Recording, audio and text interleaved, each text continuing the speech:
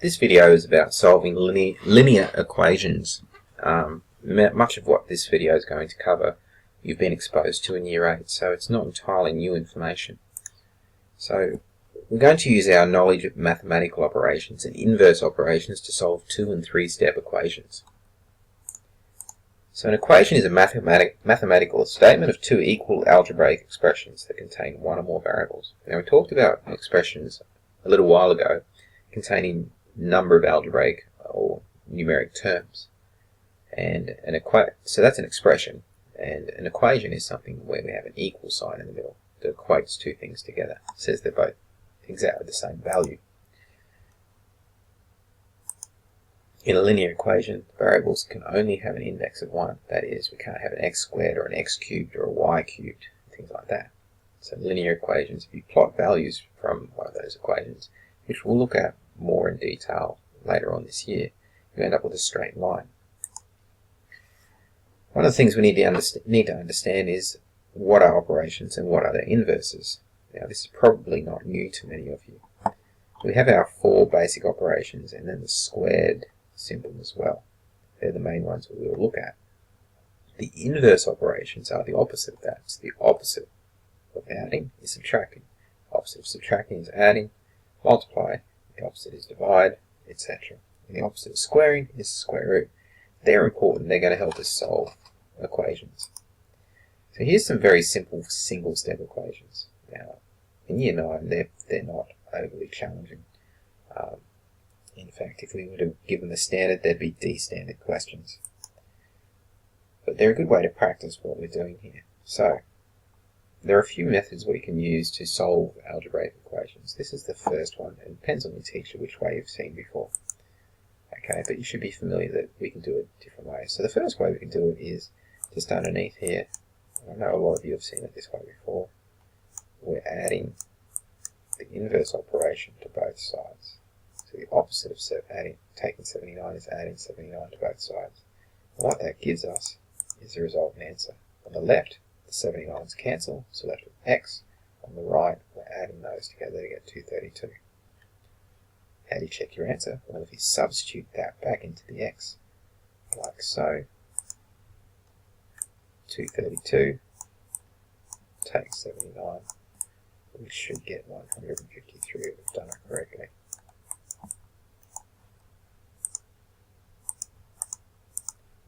The second method is the one I tend to use, and that's sort of like moving that equation to the other side. So I like to come up with a list of operations down the side. So we're taking first, so this is our standard operations, and on the other side, what's the opposite?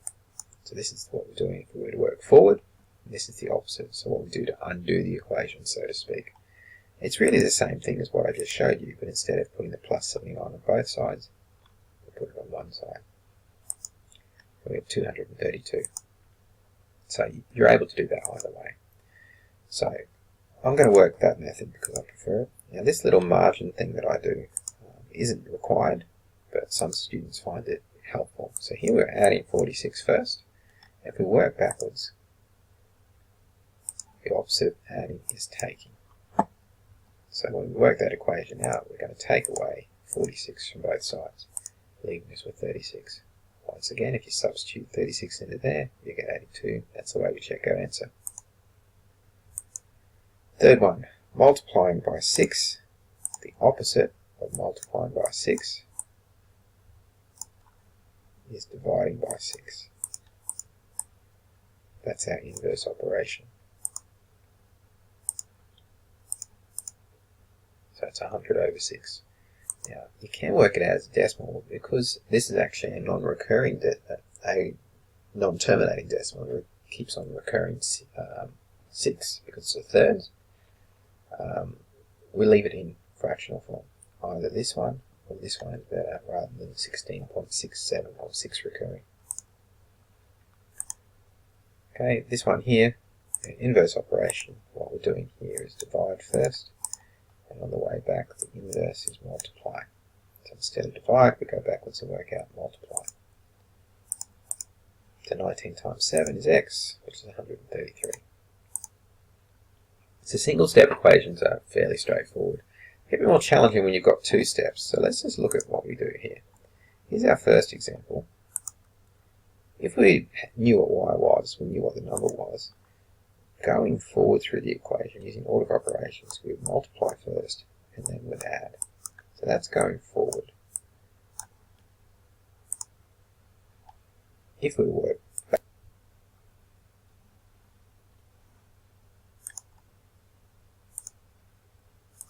so working backward, the opposite of adding is taking. So we take the 4, and the opposite of multiplying is dividing. So we can work backward through that. So let's do that. We take away the 4 first. We have 2y equals 12, take 4, which is 8. And then to remove the 2, we divide both sides by 2. We end up with y equals 4.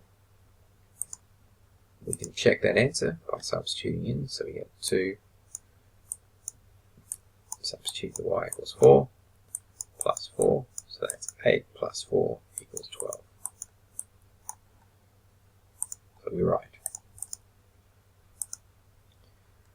Next equation here has a couple of negatives in it. So what we can do here is the same process. You may wish to, if you like, think of that as plus negative 2 times x. So moving forward through the equation, what we're actually doing is multiplying by negative 2 first, not taking it, we're actually multiplying, and then we're taking 6. So moving back, we add 6, and then divide by negative 2. And this is the process we go through there in our thinking. Is it necessary to list these out? No, it's just a way to help remind you what you're doing. So we take the 6 away first by adding it to both sides. That cancels this 6 out. So we get negative 2x equals 18. Now remember, this is negative 2 times x, not take 2. So we're not adding it, we're dividing by negative 2. So that's the next step. Divide both sides by negative 2 to cancel this side. So x equals negative 9. Once again, check your answer. Negative 6 plus minus 2 times negative 9 equals negative 6 plus 18, which equals 12. So we're correct. Okay, so these two examples are a little bit different in that they look a bit like fractions. So whenever you have something divide like that, what it really means is that the top bit is always in brackets first. So we can rewrite them as I did here. So order of operations says do the top first, then do the bottom. So let's look at this first one. Order of operations for this one would say going forward, if we know x, add 1, and then divide by 2. Going back the other way, multiply by 2, take 1. So let's work through that now. First step, multiply by 2, so x plus 1 equals 22. To undo the 1, take 1 from both sides. So we get x equals 21.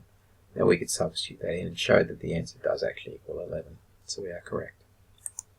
Second example here, a little bit trickier because we're actually taking x. So one way to think of this is that we're actually adding negative 1 multiplied by x. It's actually 3 steps if we do it a certain way. So using the brackets on the top idea, we're actually multiplying by negative 1. Then we're adding 7 because this is really plus 7 here. And then we're dividing by 5. So that's our forward progress. Going backwards, we do the inverse. So multiply by 5, take 7, and divide by negative 1. So let's look at what that looks like. First step, multiply by 5. We get 7 take x equals negative 31.5. Now, this is a bit more involved. A little trick when you've just got to take x there is that it's actually easier to move that x. So instead of taking x, we add x to both sides. And it gets rid of the negative sign much more easily. So we get plus x on the right there. Now this is take 31.5, so if we add that to both sides, we get this, x by itself. And x is 38.5. So it's a much quicker, neater way to solve that question. If we take that up there, then we've got 7 take away a big number, about 40. That gives us a big negative number. You divide that by 5, we end up with a negative solution. So it looks like we may possibly be right without doing a full substitution. Right, the last type of question we're going to look at here is called algebraic fractions. Now, algebraic fractions are ones where you have the numerator and denominator on both sides of the equal sign. Easiest way to solve those is using a process called cross multiplication. So here's 2 examples, and I'm going to work through each of those separately. So here's our first one. The first thing we want to do, because we recognize we have a fraction on both sides, is cross multiply.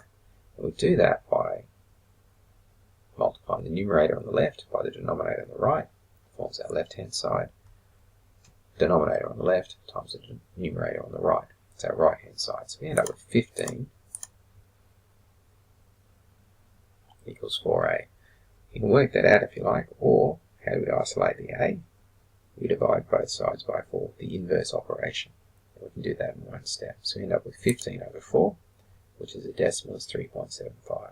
So in this case, it's actually okay to write it as a decimal because it's a nice terminating decimal and has a definite end to it. How do you check? Put it back in here, and if it equals 4/5, you're correct, and it does. Second one, same thing, but it's got a negative. When we talk about negatives like that, often we write the negative sign up here with the numerator. Just one of those conventions we follow. So here we have a fraction on the left and a fraction on the right. You may wish to try this yourself first. Cross multiply. 5 times 7 on the left, b times negative 2 on the right. Now you get b by itself, instead of timesing by negative 2, we divide by negative 2. So 5 times 7 on the left divided by negative 2. That undoes this equation and cancels it out. So you end up with negative 35 on 2, or 17.5. So this is a variety of different 2 and 3 step equations that you can solve using your knowledge of inverse operations. Now, there's not a lot that you may not have seen from last year there, so a lot of it is revision for you to practice and consolidate.